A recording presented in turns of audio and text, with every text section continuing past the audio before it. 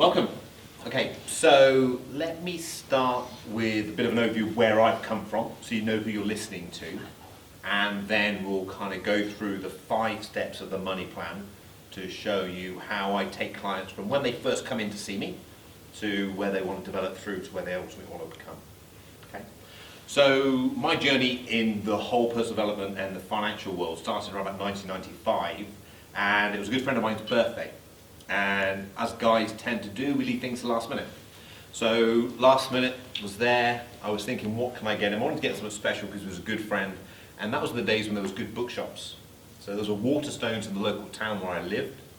I went into the Waterstones and I went downstairs, because that's where the personal development stuff was, right in the far corner out of the way. Because back in '95 it wasn't a big thing. People never used to do a lot of personal development. So I was looking through the bookshelves and I saw this cassette, not a book, a cassette. This big smiley face on the front cover. I thought, who's Tony Robbins? Who is this guy? So I got it, I went to the cashier and said, has anyone bought this? No, no one's bought this. Read the back and there was reviews from all these different people on the back. I thought it must be fairly good because all these people are giving reviews. So I went and bought it, wrapped it up, gave it to him on his birthday, and in true best friend style, he rips it open and went, oh great, thanks. Should we go out? And just put it to one side. And is there a single thing about it? It was literally about 6 weeks later, he came back to me and said, Warren, have you listened to the tape you got me? And of course I didn't listen to it, I bought it from him as a gift. What are you about? It's amazing. And I couldn't quite understand why it was so amazing, but it was the voice, the tonality of Tony Robbins really made an effect on him. So fast forward a few months, coincidentally, things happen in our life. Tony was at the conference, UPW 95, which was in Birmingham. We did UPW. At the end of UPW, we signed up for Mastery. Now, I was a lab technician at this time. I was earning £12,000. And if you know how much Mastery costs, you know you have to work a lot of years to pay for Mastery on £12,000. But he said to me, trust me, commit and we'll resolve. Just do it.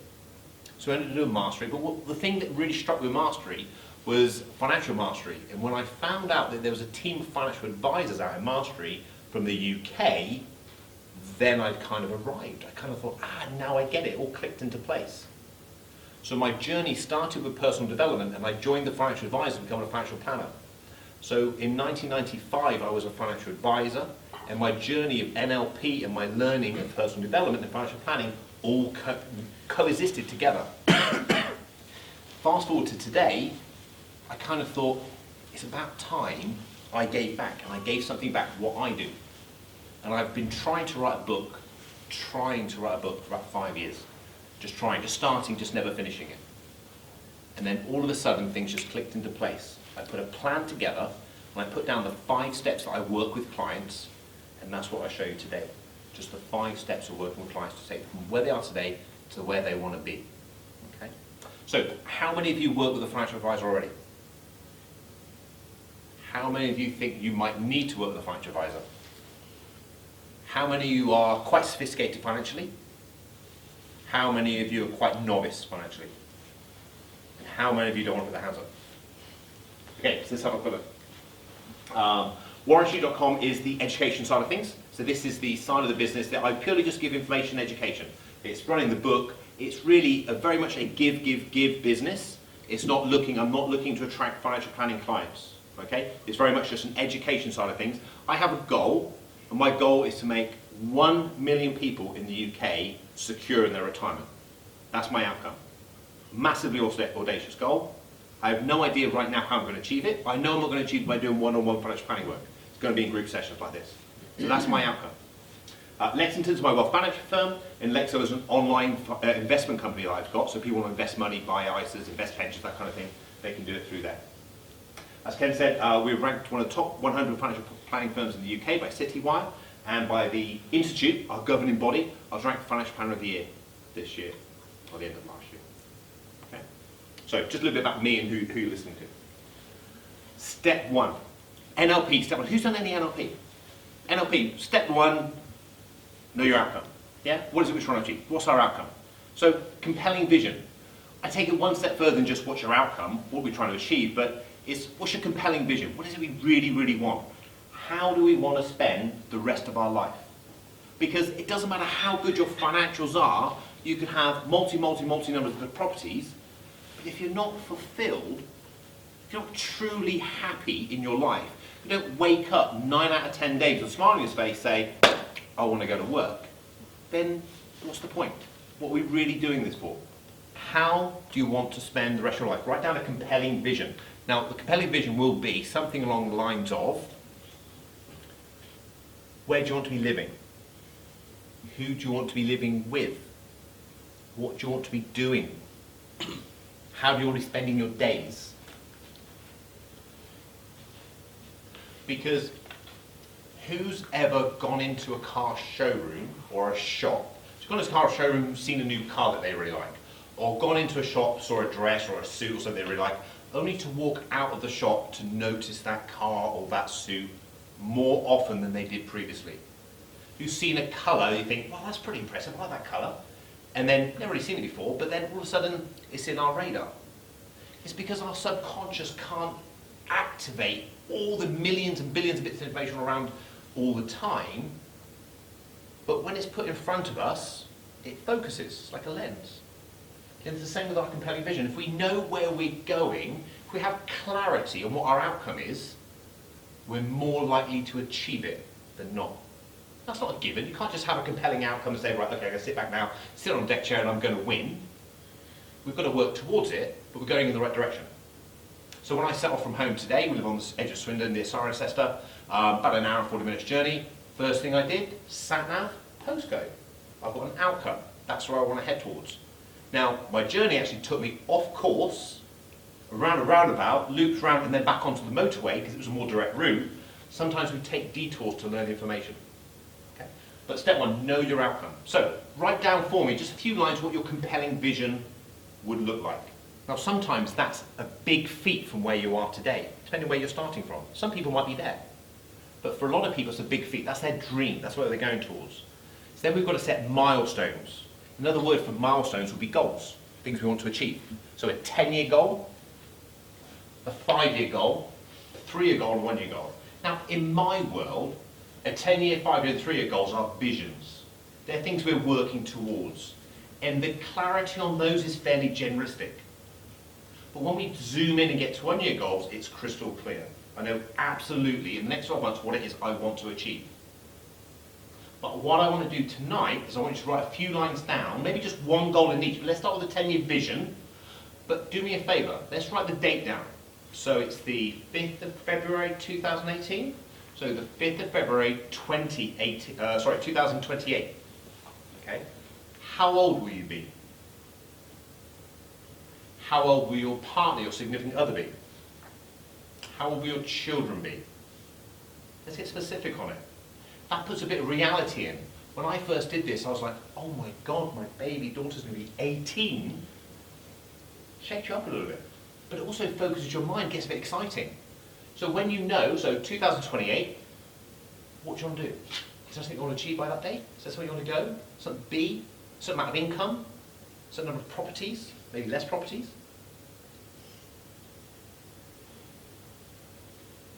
Now we get 5-year goal. 2023? 5 years from now?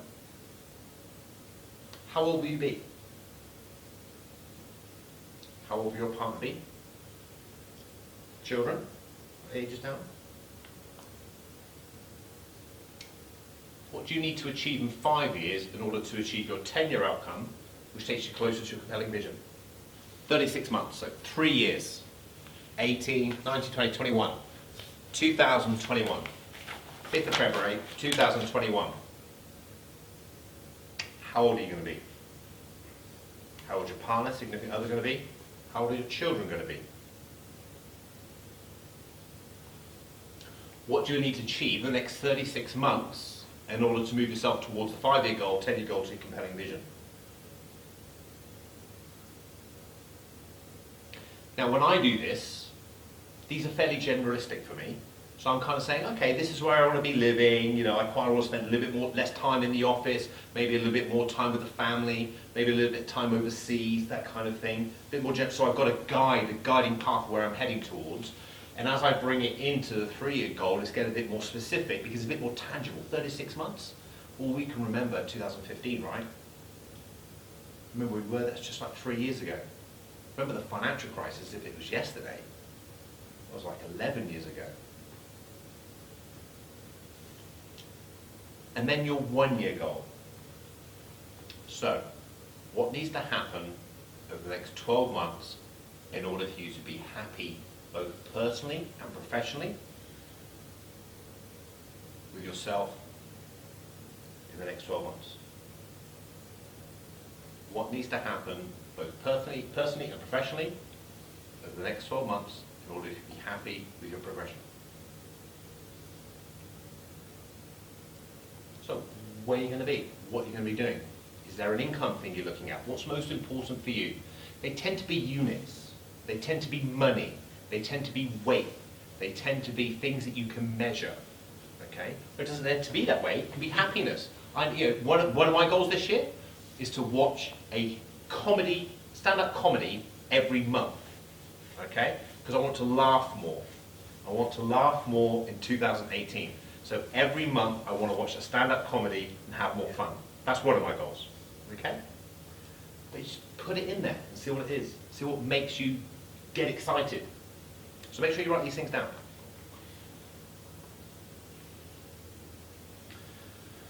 It was about SMART goals, okay? Specific, measurable, what is it? Achievable,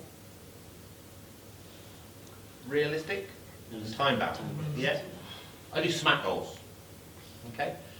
It's a kind of as different, but it's very, very similar. The reason I do SMART goals is because there's compatibility. Yeah? Environment, making sure things are compatible. Hey, look, if you want to be in a happy relationship, there's no point you putting down on your goals that you want to spend a lot of time on your own in Las Vegas. Okay? It's got to be compatible with your values. It's got to be compatible with what you want to do. If you want a happy family life, there's no point you saying you want to work 12-hour days, 6 days a week. Yeah? You've got to look at the bigger picture and say, what's most important to you? What are you trying to achieve? So, specific, are they clear? You've got to know how to measure them. You've got to make sure it's clear in your mind. How are you going to measure them? It's a unit, typically.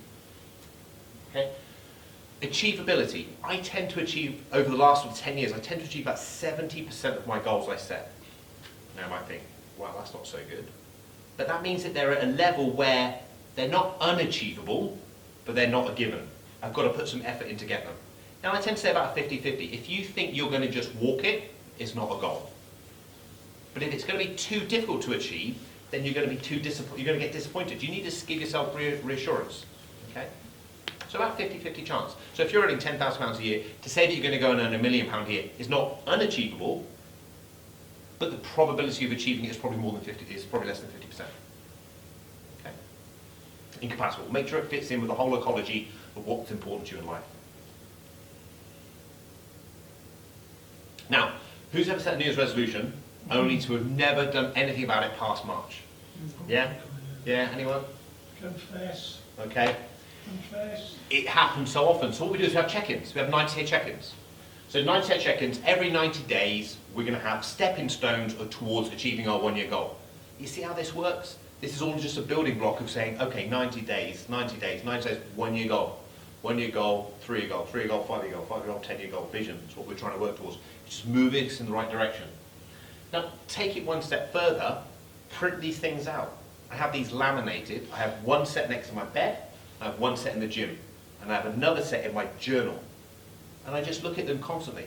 At night, in the morning, just refreshing. Because what I'm doing is I'm activating that reticular activating system, that blue car, that suit, that dress, just put it at the forefront of my mind. Yeah? So every morning, 6 things you need to do, the most vital one, it'll move you towards your 90 days. So daily actions, what you're doing. So fitness and health, okay? Fitness health is a massive goal for most of my clients. They come and say, I want to lose X amount of weight, get this amount of shape. You can't control your weight loss. You can do two things. You control what goes in, and you control what you do. But you can't control your weight loss. Don't set it as a goal. Set your goal to be, I will eat 5, 6 calorie controlled meals, I will stick to this level of calorie. You can control that.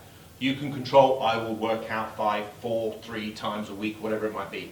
But don't set yourself a goal of, I will lose 5 pounds. Because you can't do it. You set yourself up for failure. Control what you can control, set your goals from what you can control. Look back every morning on what you've achieved. Praise yourself. Be kind to yourself. Look at what you've achieved. Look what you've done. Reward yourself. Say, hey, I've done really well on this.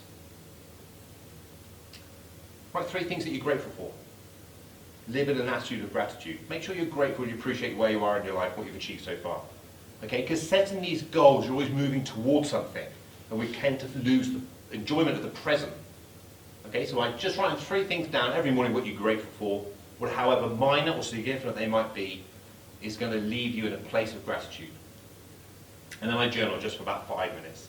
It's only a few lines, kind of brain dumps my head. Sometimes it's something quite profound, other times it's some things that I've got to achieve that day. Okay, just empties my mind and it's done. That whole process takes no more than, say, 15 minutes. So you're not really eating up into your day. You can be done while you're sat with a cup of coffee just getting ready. Step 1, know what your outcome is. That's our compelling vision. That's what we want to work towards. How are we going to achieve it? By setting visions of 10, 5, 3 years, one clear goal, 90-day check-ins, then each day we're going to journal actions and feel grateful for what we've got and move towards what we're trying to achieve. Step 2 on the process. So, who would say they are well financially organised? Who's organised very well? Cool. Good. Who would say they are very poorly financially organised or not organised at all? It typically is because we've never been shown how to be organised financially. Okay? Our parents didn't often talk about money around the family table.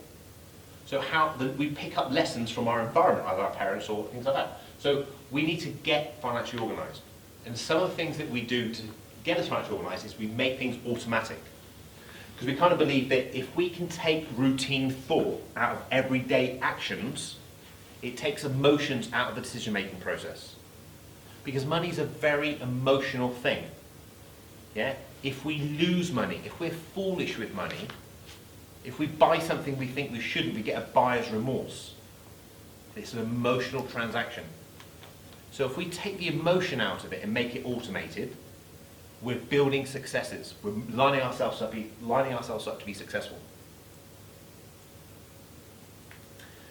If you only earn the average wage in the UK from, I think it's 21 to 80, just 88, you'd have over £1.3 million going through your hands. That allows for 0 indexation, so it's just a level amount of money, so it's not a realistic figure. And it allows for no inheritances, no interest, no gains. So it's really a pessimistic figure. But you can see you're already going to be a millionaire by the time you die.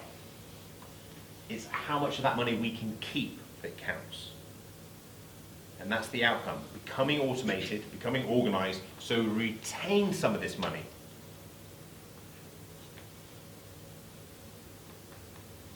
And they work whether you earn £10,000 a year or £1 million a year. And I know that because I work with the clients across the spectrum. They're the same principles, it's just more zeros. So, the first thing we put in place is called the bank account system. The bank account system is a process to help you take out everyday thought from your banking arrangements, help you become automated. The bank account system was developed because when I sit in front of a client, I say, what's coming in? We learn what's coming in.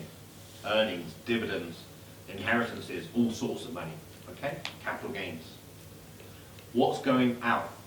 They show us your direct debits. They say we spend this on school fees, we spend this on holidays, they spend this on shopping. Congratulations, you've got a whopping great big surplus every month. Well done. Have a blank, no. What comes in generally goes out. But you told me you have this coming in, and this doesn't matter how much it is, by the way. It could be a lot of money or little money. You have this coming in, we have this coming out, and what's going out is less than what's coming in. You've got this surplus. I don't know where that goes. It's never there at the end of the month. Most of the time, what comes in goes out. We need to try and learn where this comes from. So we put in place, we tried it with a few clients, And it worked so well with the other those clients, we just ran it out. All those clients wanted to engage in. Now, most of our clients do this. Not all of them, but most of our clients do this because it helps them. So, you have a bills account, okay? So you have one account that automates all your regular payments. And your income, whether it's salary, dividends, whatever form of income you have, pensions, comes into your bills account. Okay? And out of the bills account will go your rent. What other regular bills do you have coming out of your bills account? Let me ask you. Utilities. Sure, what's it? Utilities. Utilities, yeah.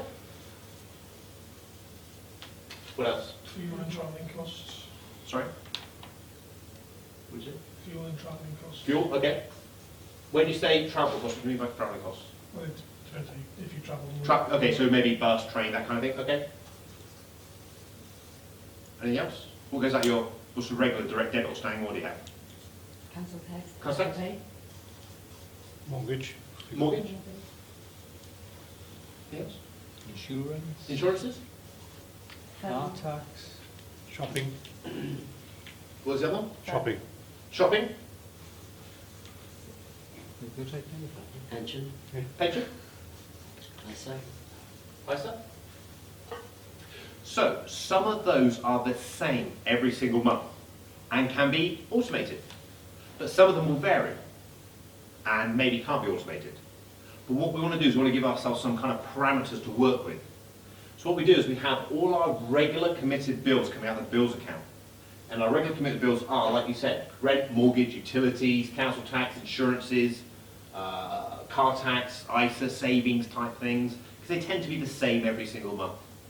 But some of those payments will be variable, like shopping, travel, fuel, maybe get my hair done, other things like that. Okay? One thing, who's got children? Whether they're this big or this big, children tend to be a regular payment that goes out. And I'm going to talk to you about what we pay our children in a second. Okay? Because I believe, it's my belief system, you have to empower your children at a young age, because we weren't empowered necessarily by our parents. If we can empower our children at a young age, they will grow with good money skills. And they will then teach your grandchildren good money skills, and it will be a compounding effect. But so we've got our fixed bills coming out of our bills account, and our variable spending is what I term is our walkabout money, our WAM money. So you are given an allowance every week, not every month, every week. You decide on what your allowance is. And your allowance is your walkabout money. And you have that money to spend on everything you need and want to spend within that month. Oh, sorry, within that week. It works brilliantly for relationships. When a couple comes into me, it doesn't matter if it's the male or the female, there generally is a spender and a saver. It doesn't matter, it could be the male or the female or the male, there's no correlation. One of the couples is a spender, one of the couples is a saver, and money problems start. By doing this, by having all your regular committed bills come out of your bills account, and then having your WAM paid into your individual personal account to cover your individual personal spending arrangements, you're free to do as you wish. What do I spend on my WAM? I put my fuel in my car. I make sure my hair's done. I do my weekly or my monthly grocery shopping. I go and buy a Starbucks coffee. I go and buy a magazine. I pay for downloads. I'll buy Amazon. Anything that is variable each month comes off my WAM. My WAM is a separate card, separate from my bills account. So you can see it's a separate bank account. And every week it goes out on a Wednesday. It's a Wednesday because when do you spend most of your money? You look at Sunday to Saturday, when do you spend most of your money? On a Wednesday? No, it's not on a Wednesday. When would you spend most of your money? Well, have a think about your Weekend. Weekend. There you go, weekend. So maybe Friday, Saturday, Friday night, maybe takeaway. Saturday, go out with some friends, have a drink, go to the pub, something like that. Sunday, you might have a lunch or something on a Sunday, but come Monday, you're like, slow down a bit. Yeah. So we want to make sure the money is cleared and ready for us to spend on the weekend. But actually, when it's spent on a Sunday, nobody likes going without. Nobody likes going without. Who's been on a diet? Come on, who's been on a diet? Okay. Why don't diets generally work? because we go without. And nobody likes going without. No one likes to be deprived of something. So if we went on a diet, if I said to you, okay, we're going on a 16-week diet, we're only going to eat vegetables, we have no alcohol, okay, we're going to train 6 days a week, who's in? Okay, not too bad, but it's limited, small percentage. Whereas if I said to people, okay, what we're going to try and do is we're going to train, say, 3 or 4 times a week, we're going to do calorie control. So we can have a bit of pizza, but let's not eat a whole pizza, let's have some of the pizza. And if we have some alcohol, let's have a little bit and not go on a big bender. And how would that feel? Do you reckon we can keep that up for sort of 16 weeks? Most people are more inclined to go for that method because it's balance, it's comfortable, I'm not depriving myself. Well, I can have some chocolate. Sure, you can have some chocolate, have some chocolate, just eat all of the chocolate. Okay, I can do that. And that's what we're trying to achieve. It came from a great guy called Bill Phillips. Bill Phillips has a fantastic nutrition and fitness program. He's an American guy. Yeah. He wrote a book called Body for Life, and he has the same program for fitness. It's Body for Life. So it's not, okay, we're going on a 6-week diet and that's it. It's, you have a cheat meal. You can have cheat meals throughout the week, but just don't go overboard. Let's train regularly and consistently, but don't train all day. Just train for 25 minutes. So the WAM money is your cheat money. It's for you to spend on it whatever you want, okay? I use a card called the Monzo card. It's a new disruptive bank, I think they call themselves. And it's fantastic. I just have a payment going from my current account into that account. I got there, it's a nice bright yellow card, I go spend on whatever I want, okay? So, bills account, fixed payments, WAM account, variable payments. Between the two, it covers all of your personal spending, okay? Children. Children are beautiful money-sucking machines, okay? I love them dearly, but if you gave them everything they wanted, you'd have nothing left yourself. And our outcome as parents, I believe, is to teach them good money skills, okay? So, we have developed, in my family, a process where we pay our children an allowance, and we link their allowance to their age. And we also link it to activities and tasks, because that's what works for us. It's whatever works for your own family. So, my daughter will be 11 tomorrow. So Isabella's 11. Her pocket money is £2 for each year of her age per month. So she gets £22 in a month. Now, from that, Isabella buys her wants.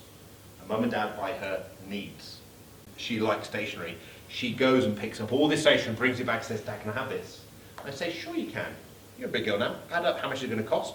How much you can have left over from your pocket money? All goes back. Even 1 pencil comes back, or 2 pencils. And she buys that, and she has lots of pride at getting out her card, because she spends on a card too. She has a child's card, because we can avoid this if we want, but this is the way spending is going. And I'd rather empower my children to learn to spend wisely on credit cards or prepaid cards than avoid them. It's like alcohol, it's a personal thing. She goes and pays for it herself, and takes it, and she has pride in doing that. Now we have some logical parameters, and one of our parameters is if you spend more than £1 for each year of your age, you need to check in with mum and dad. So I don't want my son, who will be 13 in March, going to look and think, oh, I want that game, that's £50, I'm just going to go and buy it, because he saved up some money. Because when I challenge him and say, how often are you going to play it? Have any of your friends got it? What are the reviews like? And where else can you buy it from? If he doesn't really want it, I want to be able to control it a little bit. It's about giving him a bit of space, but not just abdicating responsibility. So it's helping them learn to make good money decisions. So £2 for each year of their age. If they spend over £1, they need to check in with mum and dad, and they have a card called an OSPA card. And children have got all different cards now. OSPA card, Go Henry, but we just use the OSPA card, and it works great. But that is an automated payment from our bills account every month, straight onto their card. Because if you can save money from your direct debit bills, you're going to have more of a surplus, which I refer to as your snowball at the end of the day. And it's your snowball, your surplus, that we're going to use to pay down your debts and invest. We need your surplus from income to expenditure, so what comes in the top to what comes out, to be at least 12.5%. There needs to be at least 12.5% left over every month. 12.5% comes from being the first working hour of each day. You pay yourself. You work an 8-hour day, you pay yourself just the first hour. It's not too much to ask. Okay? 12.5%. Income, less expenses, there needs to be a surplus of at least 12.5% of your income left over. Otherwise, we need to make more severe cutbacks here. Those cutbacks can be of all kinds. You've got great comparison sites to save money on utilities. You've got ways of saving money on your mortgage. You've got ways of saving money on all areas. But there needs to be 12.5%. And that's something I really try and drill home to my clients. It doesn't matter whether they've got a lot of money, hardly any money, everything is relative. Step 3, foundations. So this is the house of wealth. The house of wealth was actually developed by a group or a business that I had that branched off from a Tony Robbins financial mastery. And we set up a network of investment clubs. And the house of wealth was something that we used with the participants of the investment clubs to get them more aware of what it is they're trying to work towards, what they're trying to achieve. It covers the financial foundations, and it covers 3 layers of financial growth, what you're trying to achieve. Okay? Now, originally, this information was taken from a Tony Robbins mastery, financial mastery course, but Tony has something like 7 or 8 layers. Okay? That's too much for me. I want to try and keep things nice and simple. Just try and keep it nice and concise. We have the foundations, we have security, independence, and freedom. I'll go through and define what they are. So, the foundations. The foundations. Every large building is built on strong foundations. So we want to make sure that you go through your foundations and make sure you tick off what you believe you need. So my attitude with clients is they're grown-ups, they're wise. As long as they're given enough information, they can make an informed decision. If I swipe this enough, it will change. There you go. Okay, so emergency cash. So emergency cash, you've probably heard of it before, is the amount of money you hold on reserve in case something goes terribly wrong. So I encourage all my clients on day 1 to save rapidly £1,000. That's it. I want to encourage wins. So for some of you, £1,000 is like, well, what's the point of that? I've got more than that saved already. That's fine, that's okay. It's not competition. It's every individual. Some of you may never have saved £1,000 in your life. So to save £1,000 is a win. That makes you feel good. I want you to feel good about this. It's like losing your first couple of pounds when you go to the swimming club or get on the scales. You feel good with yourself. £1,000. Now, that's if you have unsecured debt. So if you've got credit cards, loans, anything other than a secured mortgage, we'd get you to save £1,000. Then we would get you to focus on your snowball, your 12.5%, to repay your debts. Now, if you have no unsecured debts, we would then suggest you increase your emergency reserve, your emergency cash, for anything from 3 months to 12 months of your expenditure. So whatever your total expenditure is coming out here, yeah, 3 months to 12 months. Now, 3 months, 12 months is a massive period, and it's also a very large sum difference. The variance is if you have steady, secure, regular income with no one really relying upon you, you could probably get away with 3 months. If you have highly volatile income with lots of people, family members relying on that income, you probably should go towards 12 months. If you can't understand or make up your mind, just pop for 6 months. If you don't have anything at the moment, anything more than what you've got is going to be better. Okay. Life insurance. Buying life insurance, term insurance is cheap. You really should ensure that your debts are covered, whether they're secured or unsecured, and you've got a bit set aside to cover funeral costs. Now, if you're the breadwinner, and if you were to die, your income finishes, whether that's through a pension or through earnings, maybe you need to consider replacing your income as well. So you can do a life insurance policy that pays out a monthly income. Okay. Critical illness is a fantastic insurance to have if you're ever diagnosed, but it can be expensive. So we always suggest that you pay your debts off first. Once you've paid your debts off, you then consider taking out critical illness insurance. And you take it out for an amount of money that you can afford. It's great if we can cover our debts, if we can have a lump sum of money and dish and stuff like that, but sometimes it's expensive. You've always got to make sure we keep 12.5% of your income aside. Income protection. So whilst you're working, you can take an insurance policy out that will replace your income if you can't work. If you're unable to go to work through accident or long-term sickness, so it's not redundancy, it's accident or long-term sickness, it will replace your income, pays a tax-free amount of money. And typically, it will pay out until you either return to work or you retire. That's normally very important for most people. Private medical insurance. Private medical insurance will depend on how you feel about the NHS service. I speak to some clients, they are very, very happy to maintain their coverage through the NHS. I have other clients who insist on having private medical insurance. Okay? But again, private medical insurance is not an essential insurance because we have cover under the NHS. So we recommend you consider this once your unsecured debts have been repaid. So you want to pay your unsecured debts off first. Okay? General insurances. Now this is something you can save money on quite easily, but making sure you have adequate buildings and contents insurance, making sure you have your travel insurance, making sure you have your cars insured properly, making sure things are insured appropriately. Wills and trusts. Now, if you are over 18 and you have children, if you take one thing away from this meeting, particularly if you have dependent children, is to arrange a will. Okay? It's the most important thing you can do. I believe it's negligent of you if you don't have a will and you have dependent children.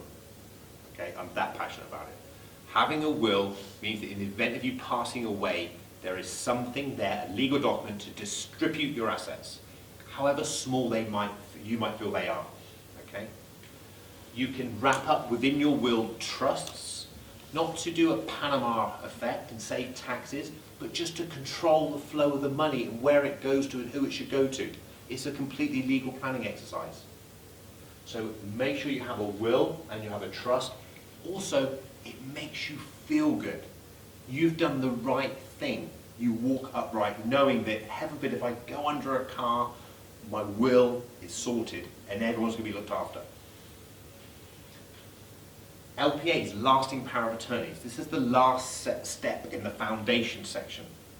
Lasting power of attorneys are a legal document that will enable your attorney, someone you trust, to make decisions on your behalf if you're unable to, generally through disability. Okay? There are two types. The first type is a financial one. It's called property and affairs. So, if you are unable to act on your own behalf, your attorney can sell assets, access your savings account, access your ISAs, sell a property, draw down further funds from your pension. They can't do it otherwise. Then they can use that money for your benefit, pay medical bills, maybe pay for a care home. But hang on a second, social services need to speak to somebody, and the care home needs to speak to somebody. So that means you need a health and welfare power of attorney as well. That's the second type of power of attorney. And that deals with the medical profession, so it's social services. So there's two separate ones. One's property and affairs, one's health and welfare. Okay. You can do these yourself. You can go online, down the forms, fill the forms and send them off. You can complete them yourself. Office, a public guardian website, or you can pay a professional to do it for you. So, we define financial security as when you have no unsecured debt, so any credit cards, loans, all that is repaid, so you've only got your mortgage possibly on your home, and you have a fully funded emergency reserve in place, 3 to 12 months, depending on what you choose that you've got, or that you watch, let's say. Okay? We then need a target. Okay, so we've got our debt paid off. Now we're saving, investing. How much is enough? How much money is going to be enough for us to invest and save? How much money is enough for us to have in the bank in our investment portfolio? We believe you have financial independence when your investments at a rate of 4% cover your basic outgoings. Now we define basic outgoings, so if you go online, you download the forms, it's all defined in there. But you can define basic outgoings yourself. Generally, it's your general utilities and living costs. It doesn't include things like holiday and additional travel and stuff like that. Doesn't include your WAM, it's just your basic spend, your basic overheads. Okay? And then freedom is being typically replacing your current lifestyle or a desired lifestyle. So if your current lifestyle, if you're an accumulator, if your current lifestyle is really actually not where I am, I want to get on and do more. So it could be your desired lifestyle. And it's really going to cover all of your overheads. So it's a capital sum of money, get 4% cover your overheads. So do me a favour, scribble down on a paper roughly what you think your basic bills are each month. Okay? Multiply that by 12. Easy way to do that is put a 0 on it and then add it on twice. Okay? And if you've got a smartphone, divide that by 0.04. Okay, Yeah. so yeah, so if you've got your total expenditure, multiply by, so total monthly expenditure, multiply by 12, divided by 0.04 will give you your freedom. And then one step, because what we're trying to do is we're trying to make it successes. We're trying to get stepping stones. So we go, okay, can we get a win? We want to be, every time we get a success, every time someone says, well done, you did great, we get a dopamine boost. Dopamine goes round our body, and we feel good. We want to set you up for success. We want to get these wins. So we go through the foundations, we go through security, and you get a win. Like, okay, I'm financially secure, I feel good about this. I'm on a plan, I'm on a program, I understand what's working. Okay, then we work towards reaching our independence. Now our independence is going to take some time to achieve, so we need to keep motivated by doing that. And then we work towards our freedom, so it's a stepping stone in addition to that. It's all about continuing our program. To answer your question, the independence is your basic expenditure, so maybe your direct debits and your bills, your mortgage, your utilities, that kind of thing. Multiply by 12, and then divide it by 0.04. That's a capital sum of money you'd need. Okay? And then your freedom is all your expenditure, so it's your basic overheads, like your direct debits, and then on top of that you'd have your WAM, your general spending money, holidays, that kind of thing. And you times that by 12, and then divide by 0.04. So many people who will come to see us initially, will have debt, okay? And that debt can be in the form of loans, credit cards, student loans. Okay? So what we want to do is we want to get them out of debt as quickly as possible. Now, we work on a process called the snowball effect. And the snowball effect is simply where you organize your unsecured debts in order of balance first. We have the smallest balance to start with, the largest balance to finish with. Now this is contrary to a lot of what other financial planners will tell you to do. A lot of financial planners will organize it in interest rate order, have the highest, most expensive interest rate first and the cheapest interest rate last. That is the logical process of doing it, and if you run the numbers, that is probably the best way of achieving it. It's like a diet. If you want to lose weight the fastest way, and you know you're always going to stick to it, you'll train 6 to 7 days a week, you'll drink no alcohol, you'll eat no cheap food, and you'll stay on that program all the way through. The probability of you maintaining that diet reduces significantly as time goes on. And the same with repaying our debt.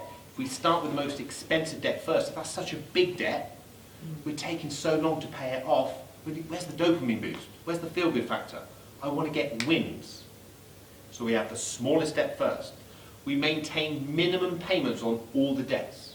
We always pay the minimum payments on all the debts. We don't miss payments, so we're going to mess up our credit history. But we take our 12.5%, we pay it off the smallest debt until it's gone. So we pay off the full debt. As soon as the smallest debt is gone, we roll over the minimum payment on the smallest debt, so debt number 1, along with our 12.5%, we pay it on to debt number 2. And the time rolls forward, we continue and repeat that process until eventually all the debts have chipped away. Debt, and this is the only place, in fairness, really, that Martin Lewis and I differ. We exchange views quite frequently on Twitter, and he is very much into transfer credit card, do this credit card. I don't like credit cards at all. I really don't. I don't think they're necessary. You get a similar level of protection with a debit card, and I really do believe that once the debt is gone, you will feel better. So it comes back to this 12.5%. This 12.5% is really key. Having 12.5% of your income directed on your debts, pay your debts down, and then once your debts are gone, we're then going to use it to invest. All this unsecured debt's gone, so I've got an emergency fund of between 3 and 12 months. And then I say, right, okay, I've got this 12.5%, what do I do? Do I pay my mortgage off, or do I invest? What do I do? Now, I think, I've never done the exercise, but I think if you spoke to 10 financial advisors, you'd probably get 5 say pay the mortgage off, you get 5 say invest. Well, I believe you do both. And I think you should split your snowball, your 12.5%. It could be more by this stage, because remember you've got all that extra money that you've saved off paying off any credit cards or any loan payments. And you split it, and I split it 40-40-20. I go 40% to be directed as an overpayment on your mortgage. I take 40% and I invest it. And I take 20% and I pay it back to yourself. I put it into what I call your fund bucket. So I have an account, I just set up a fund bucket, and I do anything I want with that money other than take out more debt.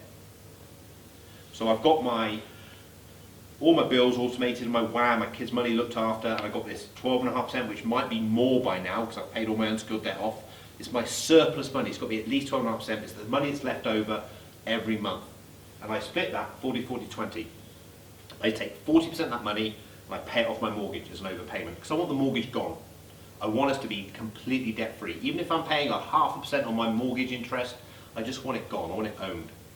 I take the other 40% and I generally suggest you put it into a pension. For most people, a pension is the best home for that money. Okay? And I take 20% of the money and I pay it back to myself. And I put it into a fund bucket and I do anything I want with that money other than take out more debt. So you might save up for a particular good holiday because you've been cutting back to make sure you've got at least this 12.5%. Life's for living. We need to reward ourselves. We need to have a bit of fun. We've made short-term sacrifices. Now the time's to start rewarding ourselves. We've got to pay ourselves back a little bit.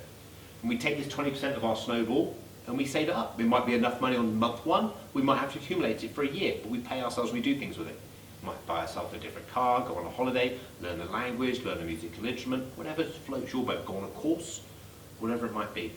Okay, but you pay, it's for you. This is the longevity in the plan. Okay, this is the longevity of it, so it's not a 6-month get rich quick. This is a plan, a money plan that's going to last, hopefully, the rest of your life because it's something that you can do. I talk to my clients about chapters in their life.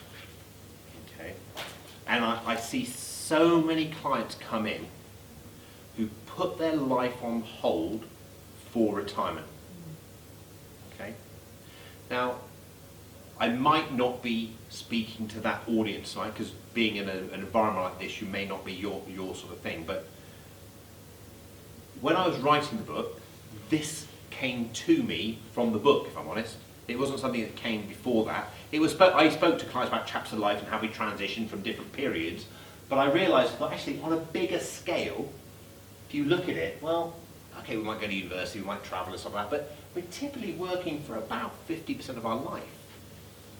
So if during childhood we have fun, then we work for 50% of life, but we're pretty putting our life on hold just for retirement, which might only be another 25 years if we're lucky.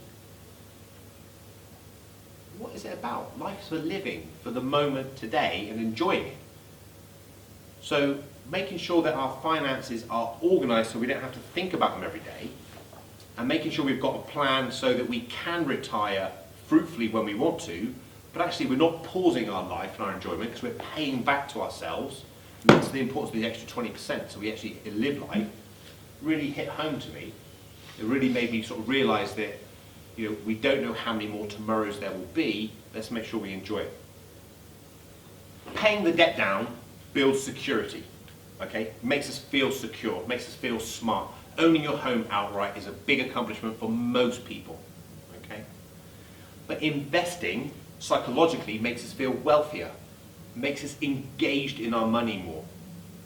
So the number of my clients when they start investing, get more interested in investing and find ways to invest, makes them more attuned to what they want to do. Okay? I try and encourage our clients to become owners as opposed to consumers. Vince and I was having a chat on the journey down here and stuff, we were talking about Sky. He said, oh, did you see the Warren Buffett program on Sky? I said, well, I don't have Sky. What do you mean you don't have Sky? I said, well, FreeSat. I don't pay for Sky. Why would I waste money on Sky? I don't need Sky, but I've got FreeSat. But what I have got is Netflix. But I don't mind paying for Netflix because my Netflix shares by far pay for my subscription to Netflix. And in fact, I've even managed, and even I didn't think I'd ever achieve this, I've even managed to make sure my Amazon investments pay for my wife's Amazon shopping. Okay, so be an owner as opposed to a consumer. Look at what you do and see whether you feel that it's a good investment for you to own that. If you're spending money there, are other people spending money there, is it a good investment? Okay, so when you're investing, there are three main considerations. The term, how long are we investing for? The risk, how much can it go down before I begin to feel uncomfortable? and how am I going to hold it? What's the wrapper I'm going to hold it in? Okay, and they're interactive, they're linked. So the term, generally speaking, we say 5 years. Okay, most financial advice say 5 years. That's because when a financial stock market goes down, comes back up, the whole period generally is about 5 years. Okay, so if you invested today and the markets went down, by the time they recover, it'll be about 5 years later, and you'll be break even. But if you've got time on your side, being quite adventurous, quite aggressive in the stock market can reward you handsomely. If you look at the returns from a very cautious investment, you might be looking at 3%. If you look at returns from an aggressive and adventurous investment, you might be looking towards 10% plus. Okay? So by having time on your side, when you can ride these waves out, really will benefit you. And the compounding effect of growth interest is powerful. Okay? Risk. When I sit down with my clients, this is probably the most important conversation we have when we invest money. First one probably is, what's the purpose? Why are you investing? Let's understand why you're going to invest in the first place. But second is very closely linked to that is, well, how much risk can we take with that money? Now, each of us will have a different definition of risk. You know, if you're a property investor, you may not see property investing as risky at all because I'm so experienced behind it, I understand it, it's in my blood. But stock market investing, equity investing, well, that's a different matter, that's risky. So we need to have a conversation which is common to all of us. And one thing which is quite absolute is, how much is it going to go down? Yeah, that's black and white. We don't have to use the word balanced, cautious, adventurous. We can just use absolutes by saying, how much can it go down? You've got 100 quid in there. How much can it go down before you start questioning your decision, your advisor, the process?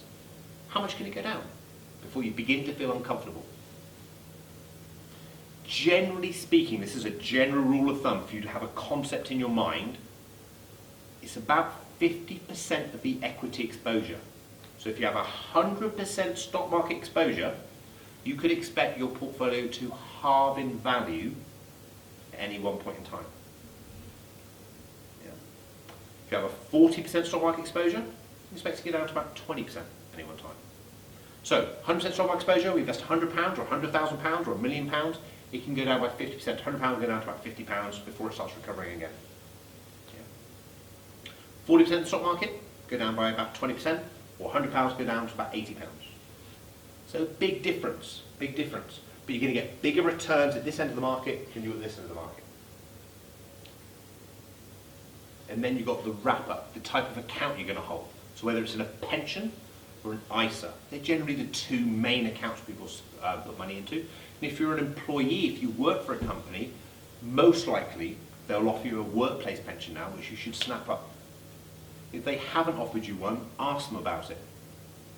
Okay, so it means you still might be able to join. But a workplace pension means often the employer will pay in as well. So imagine that, you pay in, but the employer pays in, you're getting growth on your money straight away. It's a no-brainer. And you should be maximum funding those as much as you can afford. People always want to know, ask me, how much do I need to invest for retirement? You know, how much money do I need in my pot? It depends on how long you're going to live and how much you're going to draw down. What I found from doing these sort of presentations, people like an answer. They kind of want a figure to take away in their mind so they can sort of snapshot. So £3,500 to £4,000 per £100,000 isn't a bad guess to say. So you know, if you want a pension of £14,000 retirement, you're looking around about £400,000 of savings. For a lot of people, often a lot more than they thought.